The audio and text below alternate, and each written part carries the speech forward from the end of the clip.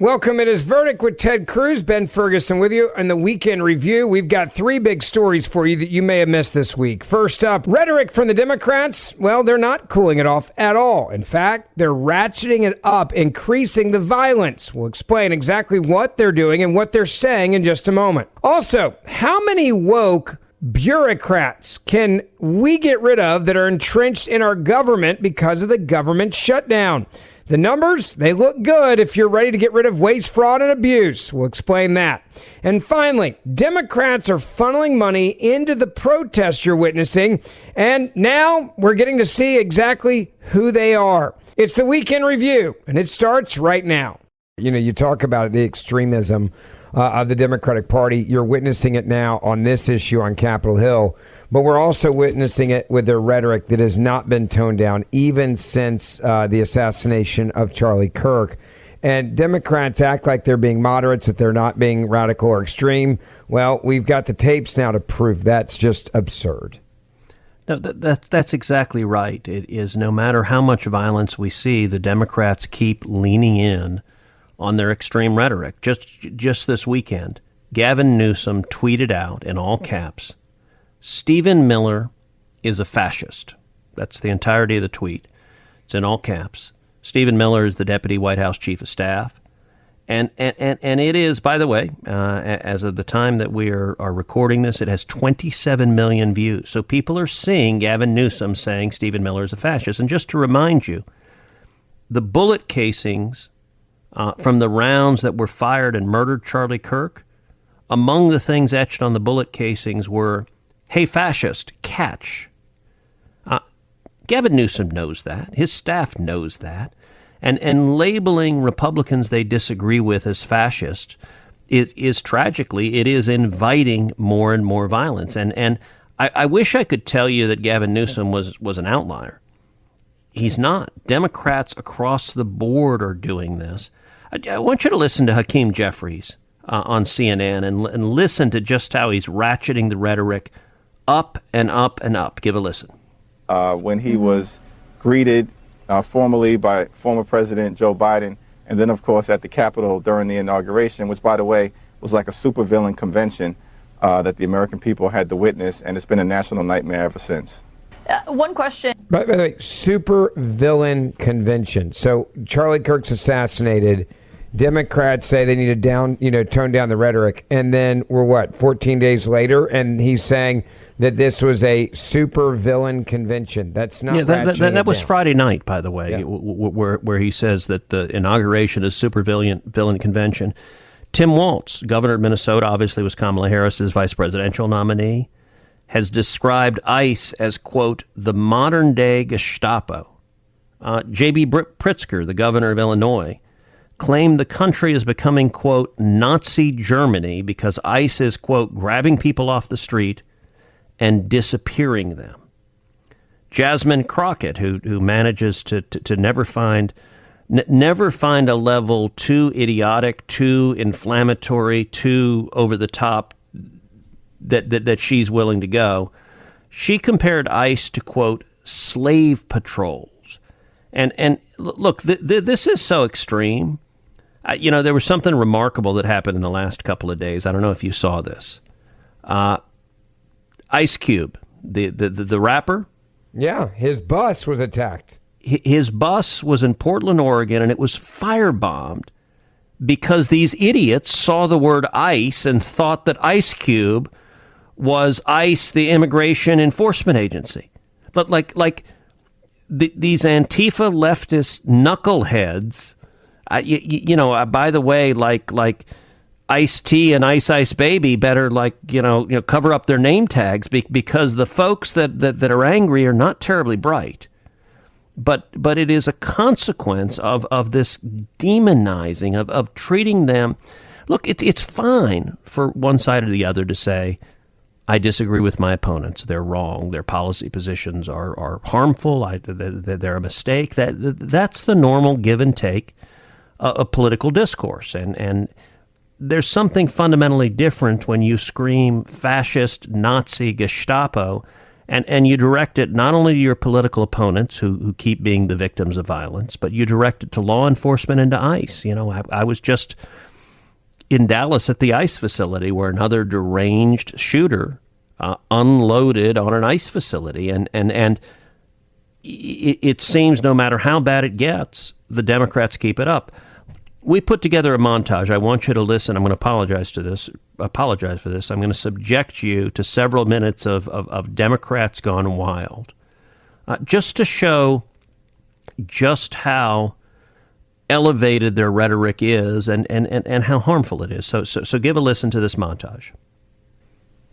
Donald Trump's modern-day Gestapo is scooping folks up off the streets. They're in unmarked vans, wearing masks, being shipped off to foreign torture dungeons.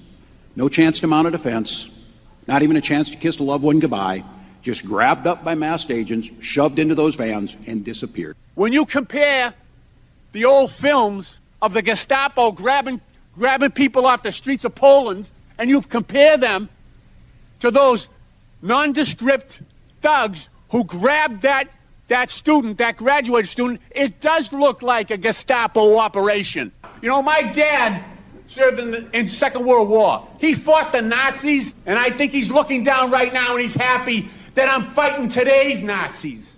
Because if we just roll this clock on the wall back 75 years, we'd be looking at a time in Nazi Germany where people ran around with signs like this new ICE sign that says, report all foreign invaders to ICE, with Uncle Sam there holding up the sign. This could have been a Gestapo member 75 years ago. Report all Jews. As somebody who understands history, when I see ICE, I see slave patrols. The dangers that we saw in Nazi Germany are the dangers that we need to react to now. And another $30 billion to hire and train ICE agents who have functionally become a secret federal police force with expanding domain.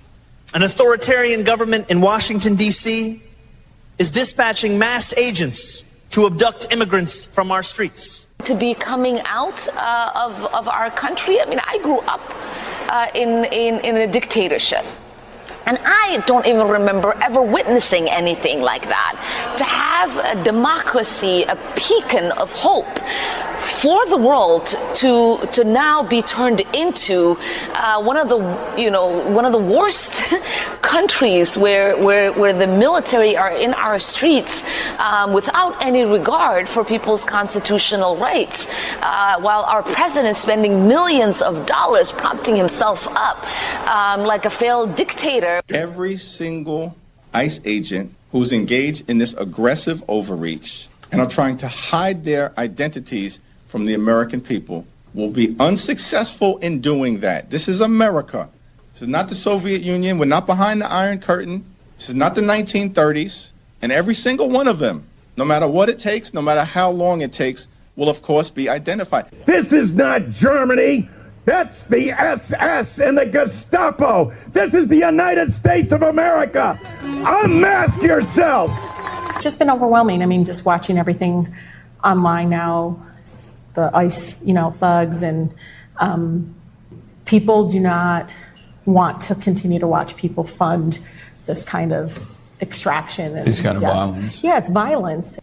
The other things and all the other cuts pays for a massive increase in the masked, secret police that are terrorizing our communities. ICE. This is despicable. It's un-American. I called ICE the modern-day Gestapo a few months ago, and some people thought that was going too far, thought that was too extreme, got angry at me for saying that. Well, come on. That's literally what's going on. You have called to abolish ICE. How do we achieve a future that's post-ICE? How do we achieve a future free of terrorism? By abolishing ICE. ICE is a terrorist organization. It needs to be defunded and it needs to be abolished. We're seeing aggressive Gestapo-type tactics in people being approached on the street, in their home, at the clinic, at church, at all kinds of locations. That's why this morning on the House of the Floor, I warned the American people that this is looking like the American Gestapo in the making. I think we need to be really active at challenging what ICE is doing on every front we can. And obviously being ready in the case of Trump trying to call in National Guard or whatever, federalized National Guard. I can't see how anybody can say they're a Christian and treat someone from another land in their own land this way. It's mean is what it is. It's mean-spirited. A lot of these folks are being picked up by, hooded thugs in the street in the most un-American ways. ICE agents without visible IDs, without any official markings on them, with masks, they're acting more like vigilantes than of agents of our government. Because we don't live in a country, an authoritarian country, where we have secret police who are masked, who are intimidating, who are scaring people. That's the stuff of authoritarian states. That is not the stuff of that's not how the United States operate. He sent out ICE and Border Patrol to intimidate folks from walking in to our event. He ended up arresting this poor soul that was just trying to sell strawberries as collateral damage to intimidate us. That is a preview, Stephen, of things to come in voting booths and polling places across this country. And the ICE issue is alarming beyond words. It is the largest private domestic army of its type, police force anywhere in the world. He'll have 30,000 people that increasingly appear to be swearing an oath of office to him, not the Constitution of the United States. Again, wake up to what's going on in this country. That's happening in the United States of America. Masked men jumping out of unmarked cars, people disappearing, no due process, no oversight, zero accountability, happening in the United States of America today. People ask, well, is authoritarianism, you're being hyperbolic? Bull, we're being hyperbolic. If you're a black and brown community, it's here in this country. I have heard enough in the last couple weeks about ICE agents and wearing masks that I think when we win the majority in the House, you're going to see enough Democrats make it a priority for ICE enforcement that they are no longer faceless. It looks too much like some 1800s bank robber or some KGB officer in Russia, pulling protesters off the streets. Senator, you listen to that, and it's very clear that Democrats get talking points and they stick with them. And when they do this, they're doing it on purpose to undermine the rule of law. They're to undermine law enforcement. We've seen them do this with the Supreme Court as well. There's quite a few examples recently of them really just using their words to turn people to hate someone, to hate law enforcement, to hate police, to hate the Supreme Court, to hate law and order. And yet they say they want to ratchet down, but they're not. They're doing the complete opposite of that. So, and Ben, let me ask you, so one of the key Democrat talking points that they keep repeating is they say that ICE are fascist or Nazis or Gestapo because they're wearing masks. Let me ask you, why is ICE wearing masks? So they're not doxxed. That's what it boils down to. So that they're not outed by the same people that have maps of where ICE agents are so that you can go after them if you want to. I mean, so that's Democrats, what this is including about. Hakeem Jeffries, have called for unmasking ICE, identifying them, and going after them. And look, that's putting ICE law enforcement officers at risk. That's putting their spouses at risk. That's putting their children at risk. This lunatic in Dallas used an app, the ICE Finder, to go find the facility to get up on the roof with a bolt-action rifle and fire multiple rounds, murdering two people. And look, I understand. I think it's perfectly reasonable if you're an ICE agent not to want a bunch of angry radicals who want to harm you and your family to be able to dox you. This is a direct result, and it's not fringe people. Hakeem Jeffries stood at the podium and said, unmask these guys and go after them. And that, tragically, lunatics are listening to them. Now, if you want to hear the rest of this conversation, you can go back and listen to the full podcast from earlier this week. Now on to story number 2. So how quickly can these firings take place? How massive could they be? And how much research has been done behind the scenes to get rid of a lot of these woke bureaucrats that we've been wanting to get rid of? that the presidents want to get rid of, the cabinet secretaries have wanted to get rid of. Like, how? I mean, I'm assuming they're burning the midnight oil, kind of like Doge did. Let's find the people we want to get rid of, and this is our chance to do it. And by the way, once it's done, like, it's not like you got to offer them jobs back. Like, it's done. Yep. So I think that starts happening today. I think October 1, you start seeing pink slips. I think we will see left-wing bureaucrats fired today. I think we'll see them fired tomorrow. You know, this evening I had dinner with the Deputy Secretary of HHS, who's a longtime friend of mine. He was actually a groomsman at my wedding. Great guy. I asked him, I said, okay, the White House asked every cabinet agency prepare a list of people for the RIF. And he said, yeah, we're doing that. He said, every agency, when the White House directs us to do that, we do that. We're going to see, I think, hundreds, if not thousands, of left-wing bureaucrats fired in the next several days. I think that's going to put the Democrat Party in crisis.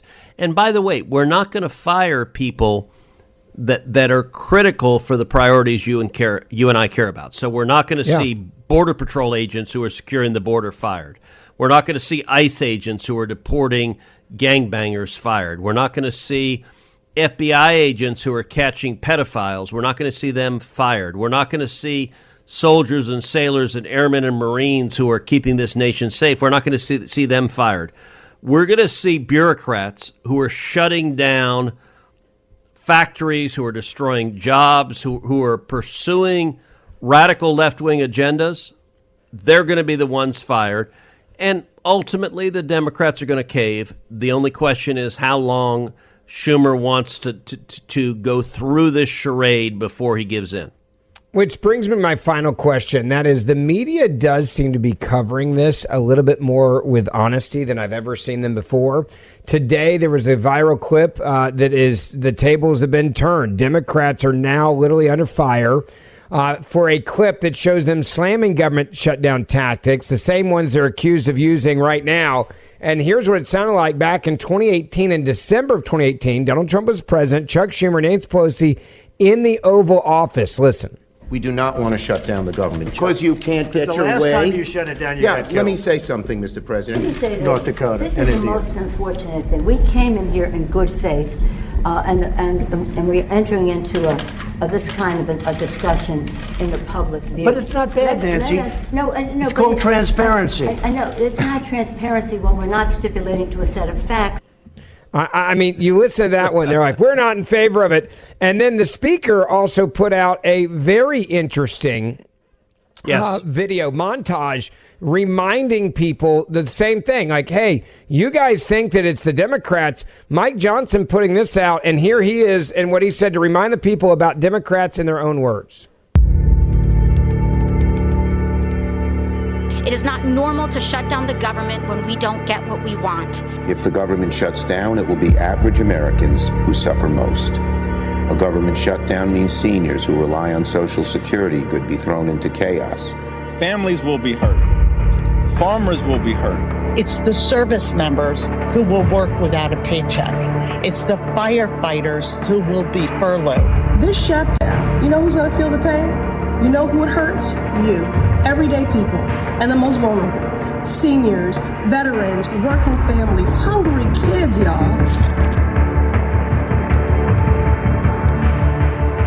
Democrats are signaling they're ready for a fight. This time, Schumer tells the Associated Press, quote, things have changed.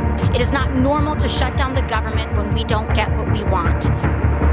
I mean, I love them using AOC's words. I feel like the media has changed a little bit here. Your thoughts on that? Well, I'm impressed that you recognize AOC's voice. I didn't know. I knew that was a shrill Democrat. I didn't know who that was. So I appreciate that clarity. Listen, every single Democrat, I think without exception, has gone on record being against shutdowns. The fact that they shut it all down today demonstrates what utter hypocrites they are. And I got to say, as I was walking off the Senate floor, so I voted to fund the government this afternoon. The Democrats voted against it and caused a shutdown. All the reporters were circling, and their talking point that they really wanted to press is they said, okay, Cruz, in 2013, in the fight over Obamacare, you, Ted Cruz, forced a shutdown. Isn't that what the Democrats are doing now? And I just started laughing at them. And I said, look, number one, in 2013, when I did a 21-hour filibuster on the floor, I was fighting for Americans. I was fighting for American citizens whose health care premiums had skyrocketed. And they had skyrocketed because Obamacare was a train wreck. It was a disaster. It caused a massive increase in health insurance premiums. It made the health insurance companies rich, and it made millions of ordinary Americans unable to afford health insurance. And by the way, I was also fighting for it at a time when the House of Representatives, that was Republican, had voted to fund the federal government, fund the entirety of the federal government, but not fund Obamacare. So not fund the law that was causing damage to American citizens. And I said, here what's happening is Chuck Schumer is shutting down the federal government, not to help American citizens who are getting hurt, but he's shutting down the federal government in order to help millions of illegal aliens and give them free health care. And he's willing to shut down your federal government to give free health care to illegals. And that fundamentally, there's a hypocrisy to it. And I also said, you know, the reporters were like, isn't it the same? And I said, listen, let me be clear. In 2013, it was Chuck Schumer who shut the government down then. I was trying to fund the entirety of the federal government except for Obamacare. And Chuck Schumer and Harry Reid decided, no, we'll shut it all down because we care so much about socialized medicine. And I told the reporters, we had like 50 reporters standing outside the Senate floor, and I said, look, none of you guys reported that. You all blamed the shutdown on me because you're all left-wing hacks. Yeah. Today, all of you are still left-wing hacks. You agree with the Democrats, but the facts are so overwhelming. It is Chuck Schumer and the Democrats who are shutting the government down that even you dishonest liars are reporting this is the Schumer shutdown. Because the House has funded the government. Exactly the status quo. The funding yesterday has continued to tomorrow. It is the Democrats who said, let's shut it down. And I think at the end of the day, they're going to lose that battle. But this is what you got to ask yourself is how long do the Democrats have to perform for their crazy left-wing activists before they allow the government to reopen? As before, if you want to hear the rest of this conversation on this topic, you can go back and download the podcast from earlier this week to hear the entire thing. I want to get back to the big story, number 3 of the week you may have missed. The left-wing crime statistics center are brutal. BLM protests, for example, 2020. There were over 10,000 demonstrations and caused $1 to $2 billion in insured property damage, according to Axios.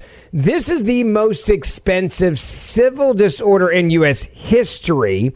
There were also 19 Americans, these are the conservative numbers, who died directly caused by the demonstrations. And that's another data point that the left and the media does not want to talk about. But if you look at this and you see what the Democrats have done to our cities, and the fact that this has all been, I think, bought and paid for, funneled money going into these groups that are advocating for this type of organized violence, that's the other thing that scares the hell out of me. Well, and I want to draw a linkage between each of the stories we're talking about today. Which is that we see left-wing policies that undermine law enforcement, that seek to abolish or defund the police, that put Soros prosecutors in office, that release violent criminals, and you see the result being more and more violent crime. You then see Democrats engaging in rhetoric to obfuscate, to hide that, to pretend it's not happening.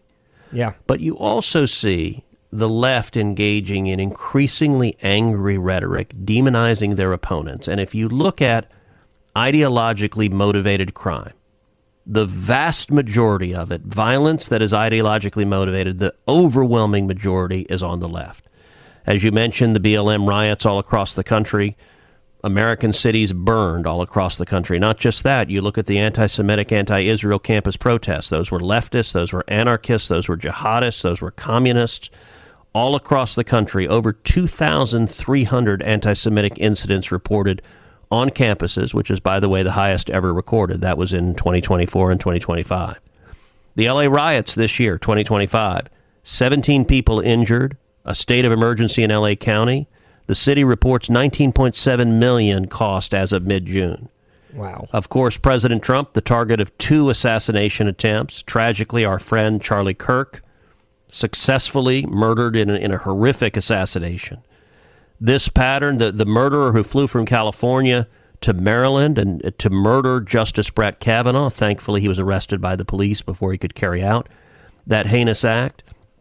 But, and by the way, you go back to 2017, when a gunman came to Washington, D.C., looking for elected Republicans to murder, went to the congressional baseball practice and opened fire, hitting multiple elected Republicans, nearly killing Steve Scalise. Had the bullet been an inch one side or the other, Steve, a good friend, would have been killed that day. Instead, he was injured badly. Thankfully, he survived.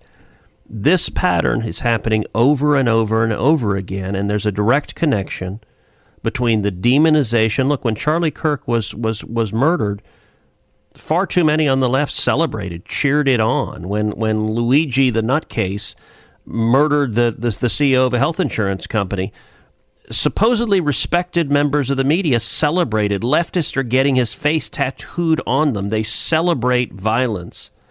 And this week, we saw 2 more instances happen.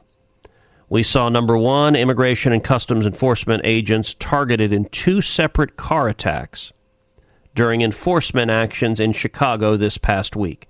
2 different car attacks.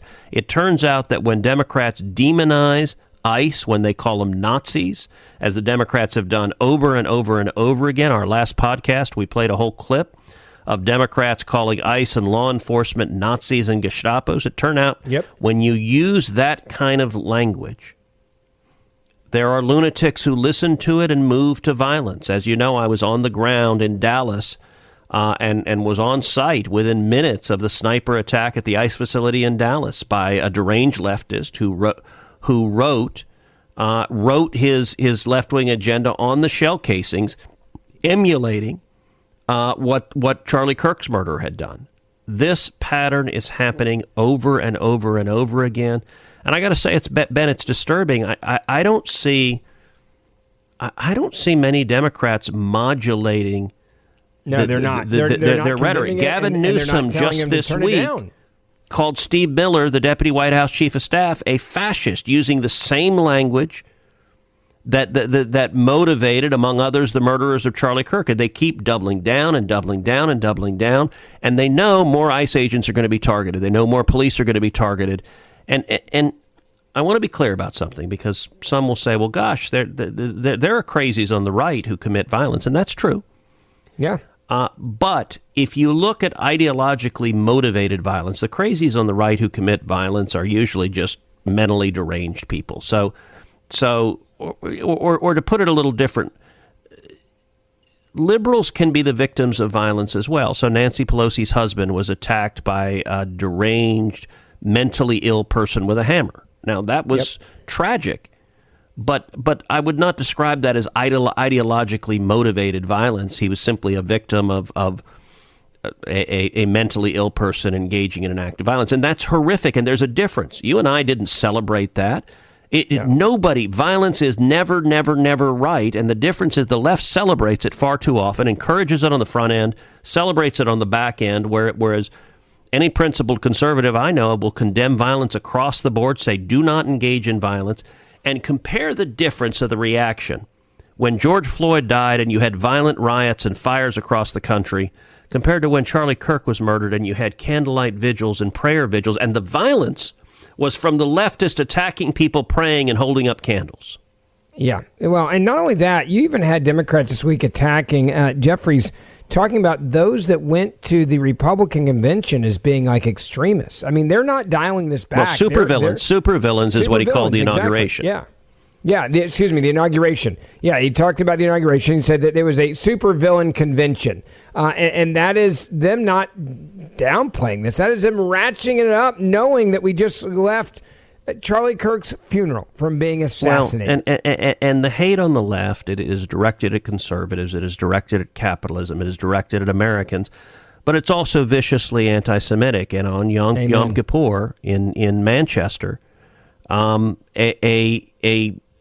Syrian, ironically, with the name. Wait for it. What was the name of this murder? His name is Jihad.